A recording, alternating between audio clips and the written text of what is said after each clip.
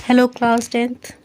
आज कल हमने लैंगिक और अलैंगिक जनन, इंग्लिश में सेक्सुअल और असेक्सुअल रिप्रोडक्शन के इंट्रोडक्शन के बारे में जाना कि वो क्या चीज़ होती है। आज हम जानेंगे जो असेक्सुअल रिप्रोडक्शन होता है, यानी कि जो आपका अलैंगिक प्रजनन या जनन होता है वो कितने प्रकार के होते हैं, उनके बारे में थोड़ा सा जानेंगे। ठीक है, तो अपनी बुक में आप निकाल लो रिप्रोडक्शन इन असेक्सुअल रिप्रोडक्शन के मेथड, जो इनके टाइप्स होते हैं। ठीक है, हिंदी में एकल जीवों में प्रजनन की विधि। सबसे पहले जो आपका आता है वो आता है विखंडन। हिंदी में आता है फिजन, इंग्लिश में फिजन होता है, इंग्लिश में विखंडन होता है। ठीक है, फर्स्ट टाइप आप देखो 8.2.1, हिंदी में विखंडन, इंग्लिश में फिजन। फिजन क्या कहाँ होता है बच्चों? असेक्सुअल मेथड है। असेक्सुअल मेथड आपको पता है ना, जिसमें सिर्फ एक पेरेंट्स इन्वॉल्व होता है। न्यू ऑर्गेनिज्म को, नए जीव को बनाने के लिए सिर्फ एक पेरेंट्स ज़रूरी होता है। उसे हम असेक्सुअल रिप्रोडक्शन या अलैंगिक जनन या प्रजनन कहते हैं। ठीक है, तो उसकी पहली विधि है विखंडन, इंग्लिश में फिजन। ये कहाँ होता है? जो एक कोशिकीय के जीव होते हैं। एक कोशिकीय के जीव यानी कि यूनिसेलुलर ऑर्गेनिज्म, जो सिर्फ एक सेल के बने होते हैं, एक कोशिका के बने होते हैं। जब उनका सेल टूटता है तो उस विधि को हम विखंडन बोलते हैं। फिगर 8.1 आप देख सकते हो। ठीक है, हमने कल भी डिस्कस किया था। तो आप देख रहे हो ये अमीबा का द्विखंडन है। ठीक है, दिख रहा है आपको? इसमें एक सेल है, सिर्फ ये बॉडी सिर्फ एक ही सेल की बनी हुई है। अगर हमारी बॉडी में पूछा जाए तो हमारी बॉडी में अनगिनत सेल्स हैं। ठीक है, तो इतने सेल्स हैं कि मैं आपको एक छोटा सा एग्जांपल दूं कि अगर आपके हाथ में खुजली हो रही है, आप हल्के से आप उसको रब करोगे तो उसी टाइम में आपके हाथों से जो है बहुत सारे हजारों लाखों जो सेल्स हैं वो गिर सकते हैं। ठीक है ना, तो इतने सेल्स हमारी बॉडी में हैं कि जिनका कोई काउंटिंग नहीं आप कर सकते, जैसे कि आसमान में तारे। ठीक है, तो इतने सेल हमारी बॉडी में होते हैं। तो एक ऐसा जीव जिसकी बॉडी सिर्फ एक सेल की, एक कोशिका की बनी है, जब उसकी बॉडी पार्ट्स में टूटती है, जब सेल टूटता है, तो इस विधि को हम विखंडन बोलते हैं हिंदी में, इंग्लिश में फिजन बोलते हैं। अगर सेल दो पार्ट में टूटता है तो उसको द्विखंडन बोलते हैं, इंग्लिश में बाइनरी फिजन बोलते हैं। अगर एक सेल आपका बहुत सारे टुकड़ों में टूटता है तो उसको हम इंग्लिश में मल्टीपल फिजन बोलते हैं, और हिंदी में उसको बहुखंडन बोलते हैं। इसका फिगर प्लाज्मोडियम का फिगर था, वो इस बुक में नहीं दिख रहा मुझे। ठीक है, तो आपको पता है यहाँ ये रहा, सॉरी बच्चों मिल गया, प्लाज्मोडियम में बहुखंडन दिख गया आपको। ये देखो एक सेल था, इसके अंदर आपको दिख रहे हैं ये जो छोटे छोटे दिख रहे हैं, गोल गोल सर्कल दिख रहे हैं, यानी कि एक सेल बहुत सारे सेल में कन्वर्ट हो गया है। ठीक है, टूट के। ठीक है, इसे हम तोड़ते हैं बीच में, तोड़ के एक सेल को उन्होंने बहुत सारे। तो ये जो विखंडन की विधि है या फिजन की विधि है, ये आपका जो यूनिसेलुलर ऑर्गेनिज्म होते हैं उनमें पाए जाते हैं, एक कोशिकीय जीवों में पाए जाते हैं, जैसे कि अमीबा, प्लाज्मोडियम। ठीक है, और इसमें एक एग्जाम्पल और दिया है, नया एग्जाम्पल आया है आपकी बुक में, लेशमानिया में द्विखंडन। इसमें भी आपके देखो एक सेल है, दिख रहा है आपको, एक सेल है। अब भी धीरे धीरे देखो कि ये फिगर ए है, फिर बी देखो आप, कुछ चेंजेस इसमें दिख रहे हैं। इसमें प्रोजेक्शन ये बड़ा हो रहा है, देखो ये बाल जैसा प्रोजेक्शन है, ये बड़ा हो रहा है। फिर इसके बाद ये जो न्यूक्लियस है, नाभिक है, दो हो रहे हैं, दो नाभिक बन रहे हैं। ठीक है, उसके बाद आप देख रहे हो कि बीच में से ये सेपरेशन हो रहा है, देखो ई वाली फिगर में देखो ये सेपरेशन हो रहा है। ठीक है, और दो अलग से हेयर्स लाइक स्ट्रक्चर जो है, एक इस तरफ है, एक इस तरफ है, ये आपको दिख रहा है। और फिर जो लास्ट वाला एफ वाला फिगर है, उसमें आप देख रहे हो कि दो आपके जो लेशमानिया हैं वो दो बन गए हैं आपके। ठीक है, ये देखो इसको इसमें देखो। ठीक है, ये एक था, उसके बाद बी वाली फिगर में देखो किस तरह से जो आपके राइट हैंड साइड में एक बाल जैसे स्ट्रक्चर नीचे को आ रहा है। फिर सी वाले में आप देख सकते हो कि न्यूक्लियस जो है वो डबल हो गए हैं। ठीक है, फिर उसके बाद डी में आप देखो कि जो बाल जैसा स्ट्रक्चर है वो थोड़ा सा और लंबा हो गया है, न्यूक्लियस में थोड़ा गैप आ गया है। और फिर ई वाली फिगर में देख रहे हो कि अब जो सेल है वो भी बीच में से डिवाइड होने लगा है, और एफ में वो पूरी तरह से डिवाइड हो चुका है।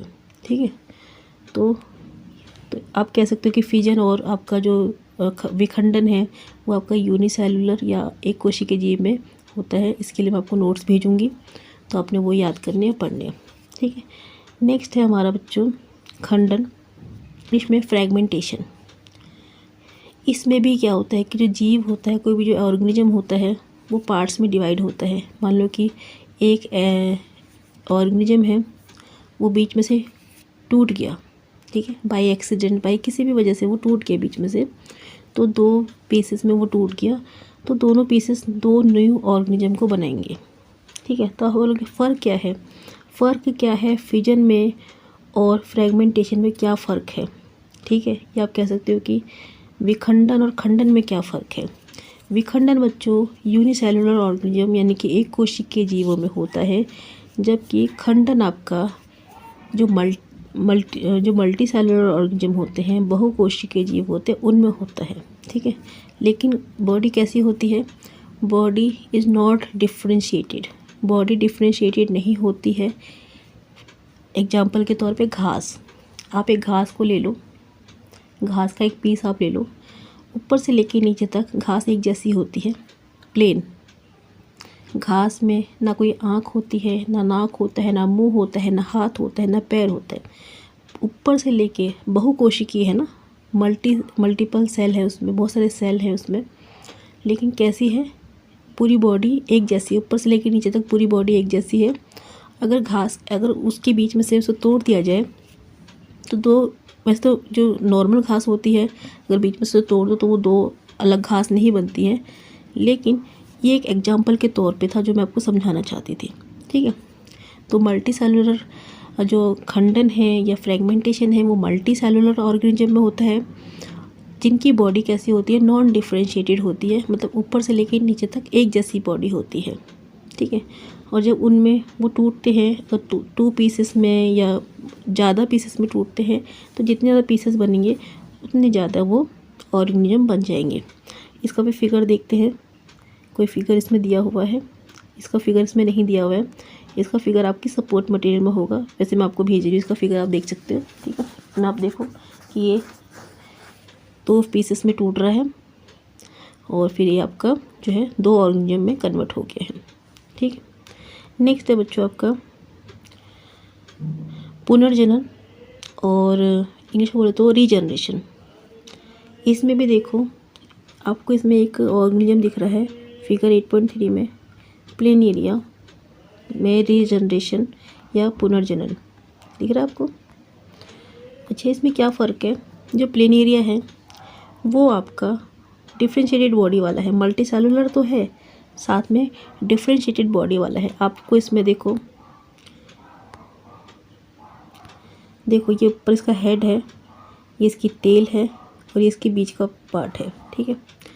आप देख रहे हो कि ये प्लेनेरिया बाई एक्सीडेंट किसी भी वजह से टुकड़ों में टूट गया, 3 टुकड़ों में टूट गया, सर अलग हो गया, धड़ अलग हो गया और पूंछ अलग हो गई। ध्यान से आप देखो 3 पार्ट्स में टूट गया, ठीक है।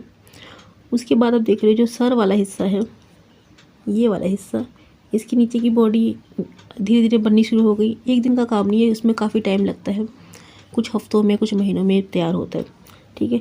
ये बीच वाला हिस्सा है, इसमें देखो धड़ बचा है, तो इसमें क्या बढ़ेगा, ऊपर से सर उगेगा, नीचे से पूंछ उगेगी इस वाले में। तीसरे वाले में देखो पूंछ कटी हुई है तो ऊपर का हिस्सा जो है ये उगेगा। तो इस तरह से देखो कुछ समय बाद, कुछ दिनों बाद, कुछ महीनों बाद, कुछ हफ्तों बाद ये एक प्लेनेरिया 3 प्लेनेरिया में कन्वर्ट हो गया। दिख रहा है आपको, एक प्लेनेरिया 3 प्लेनेरिया बन गए, दिख रहा है। तो रीजनरेशन या पुनर्जनन कहाँ होता है बच्चों, मल्टी सेलुलर ऑर्गेनिज्म में होता है। कैसे, जिनकी बॉडी डिफ्रेंशिएटेड होती है। डिफ्रेंशिएटेड मतलब उनकी आँख, नाक, कान, मुंह, हाथ, पैर नज़र आते हैं, ठीक है। आप बोलोगे इस पर हाथ नहीं है, पैर नहीं, लेकिन बाकी बॉडी डिफ्रेंशिएटेड तो है ना। आप देख के ये तो बता सकते हो कि सर है, ये पूंछ है, ये धड़ है, ठीक है। तो अगर ऐसी बॉडी टूट जाए और बॉडी का हर एक पार्ट जो है वो दोबारा से डेवलप कर जाए, एक नया ऑर्गेनिज्म बन जाए, तो इसको हम पुनर्जनन या इंग्लिश में रीजनरेशन कहते हैं, ठीक है। बाकी इनकी डेफिनेशंस मैं आपको दूंगी, आपने वहाँ से पढ़ना है ताकि आपको समझने में इजी हो जाए, आपको याद करने में इजी हो जाए, ठीक है। नेक्स्ट है आपका मुकुलन, हिंदी में, इंग्लिश में बडिंग।